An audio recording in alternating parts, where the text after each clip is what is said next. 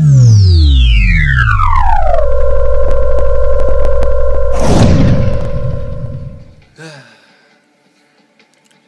evening and welcome to another video. You may hear some adrenaline pumping, charging music in the background, and that's because I'm doing my first game, my first proper mission perhaps, on XCOM, Enemy Unknown, the new Xbox version. I played the original and I loved it because it was so tension filled and I loved all the research and stuff. And so far with this one, first impressions are good.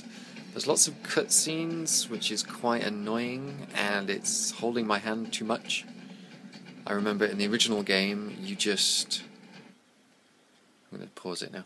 In the original game, you just were thrown into it and you had to choose your base, and then you had to choose everything to do with no guidance. And that was one of the exciting things. But so far, I've built my base, put up satellites, researched 2 projects, blah-de-blah-de-blah, already on a mission, shot down my first UFO, and it still seems to be part of the tutorial, so I'm wondering when it's going to stop holding my hand. But the combat missions are very tense and exciting, so let's have a look. So here I am, hunkering down at a UFO crash site. I've got my heavy weapons guy called Seamus. He's currently hiding behind a bit of wreckage, and up in the distance over here, there's 2 aliens that I've spotted.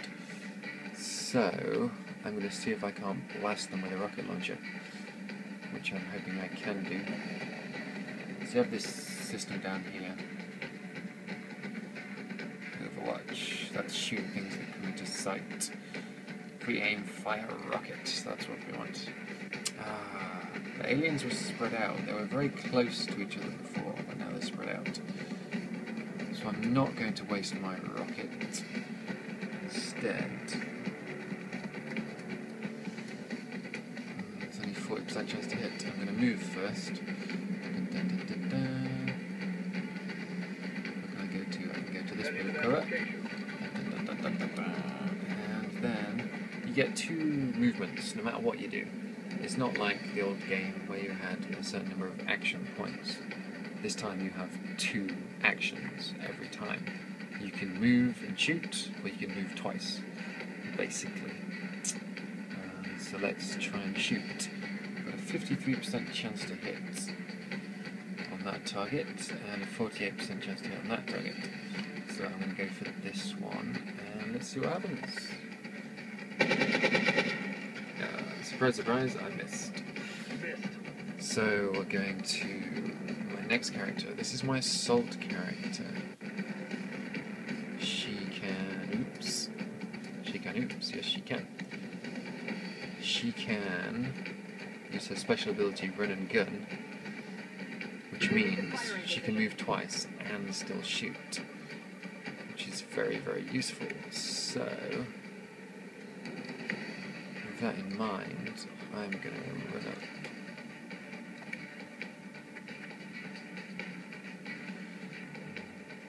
I don't want to run too far ahead. Run and gun lasts a few turns, so I've turned it on now at the start of combat. That's affirmative. I'm going to see what happens here. Hopefully I can shoot a little. Ooh, 80% chance to hit, or 34. I think I'll go for the 80. Bam! Shotgun through a wall. But I got a kill on a sectoid, so that's pretty cool. Now here we go. We've got a sniper. Only 55% chance to hit. That's a shame. Unless I use my headshot ability, which has a greater chance of critical, but doesn't increase my chance to hit. So let's just give a regular shot a go. The problem with the sniper is she can't run and shoot. So let's give it a proper shot. Yes! I get a nice kill. Okay, so now we're going to approach the UFO to see if we can find any more enemies. Heading to that location. I'm going to take my time, ring up the center, put them into Overwatch. That means if any aliens walk in my way, then my character will shoot at them, which is very useful. I can't quite reach cover here, so I'm going to do a dash. And hope I don't meet any more aliens. Oh, there we go. 2 more sectoids. I need to clear these guys out first. She's still on run and gun, so what I'm going to do, confirm their location. They're over there. I'm going to hide behind this tree. Location confirmed. ET in sight. Engaging. Oh. The readings can't be right. Ooh. That's a being of almost pure energy. The alien craft is still intact. We've got some kind of energy field protecting parts of the ship. We'll have to look for an opening. The readings coming from that creature are like nothing I've ever seen. You can study it when it's dead, Doctor. Let's take that thing down. Ooh, so I've got a scary alien on the go. Okay, so that mission was shorter than I expected. I snuck up on the 2 aliens and shot them, and then I threw a grenade at a big boss alien, and that was it. So now I'm at the celebration screen, where my sniper is about to be promoted, and after getting the initial sniper ability, from now on I get the choice of different abilities. It says here that I can either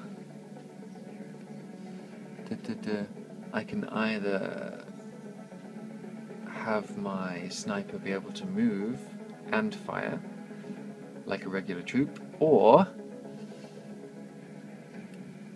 I can shoot at any enemy that any character can see. That's pretty fucking useful. So I'm probably going to go with that, and then I don't need to move. So I'm going to go with squad sight. Confirm, yes. Right, now that one's been blanked out. I can't choose the other one at all, ever, with this character. Also, my support character is ready for a promotion. I can choose Sprinter. Increase movement by 3 tiles, or allows reaction shots to trigger on enemy attacks, not just movement. Ah, that's pretty good. Covering fire, I think that sounds best. So I'm going to give him that. And then we get into some story gubbins. So let's have a look. Oh, one of my soldiers got wounded, so he's out for 7 days. And these are the things I picked up. New research, carapace armor, alien nav computer, UFO power source. That's pretty sweet, because I shot down a UFO. And then have some corpses, some power cells, and blah-de-blah-de-blah. Welcome back, Commander. So here's one of the annoying cutscenes. I wanted to speak to you about our current fleet of interceptors. It's crucial that we keep several of these aircraft on high alert. We'll need them to intercept any future alien contacts, and it's likely we'll suffer some losses in the process. I think it's also worth mentioning that even a full squadron of interceptors will do no good against our enemy if we don't know where they are. Additional satellite coverage will be required before we are able to detect alien craft elsewhere on the planet. Visit us in engineering should you wish to build additional satellites. Goodbye, Commander. So there you have it. Yep, that's just some information about the encyclopedia. So here I have my base. It's very basic at the moment. I've just started out. But this is my mission control. I've got the research lab where I can assign Commander, I realize our troops have research to put their own projects. survival first, but every alien we use explosives against is one less opportunity to recover new artifacts. Okay, so I shouldn't have used a grenade on that alien, but never mind. In engineering, that's where that guy just was. I can build new stuff for my troops, or I can build new facilities for the base. In the barracks, this is where I can look at soldiers, I can train soldiers. Like I can build the size of my squad. Wet work. What's wet work? Plus 25 experience gained from kills. Aha! So I can do bonuses and training, stuff like that. If any soldiers have died, I can look at their memorials. Got the hangar where my ships are. And situation room is where I'm summoned if anything interesting happens. But one of the groovy bits is the map. I'm going to show you that in a second. So here we go. At the centre, you get this very nifty looking globe which you can move around and stuff, and then it tells you what's going to happen soon, and if you press the A button to scan for activity, basically it fast forwards to the next event, but you get this very cool effect. See, I can make it glow blue, or I can just press A and fast forward. Oh, we finished research on something. The arc thrower. This is for capturing live specimens.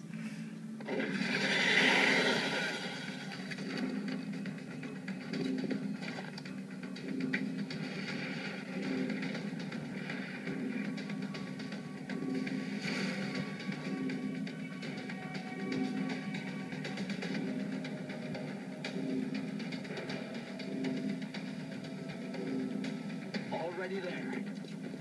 Eyes on target.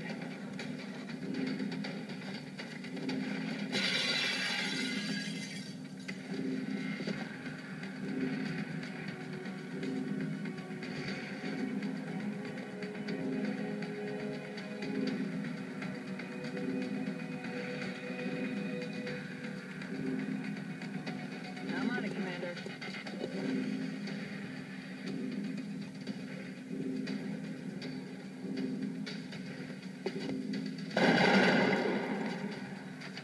Negative damage.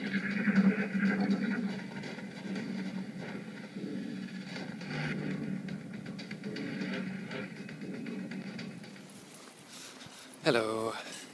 I'm recording this video after school because A, I got so caught up in my game of XCOM that I forgot to film more of it, which is a good thing because that shows how good the game is.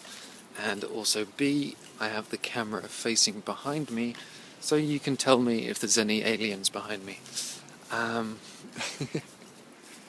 It's not that bad. That guy always leaves his car open. If you can see.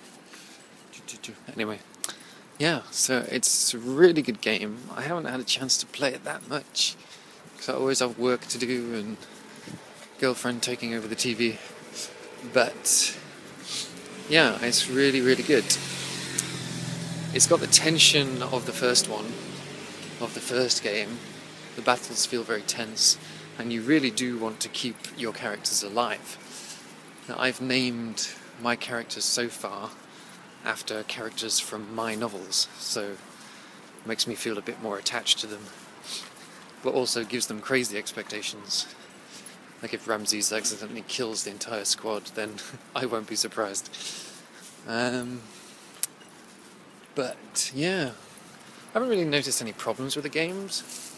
The only thing I have trouble with is that despite the fact you hide characters behind cover, this doesn't seem to play in a realistic sense.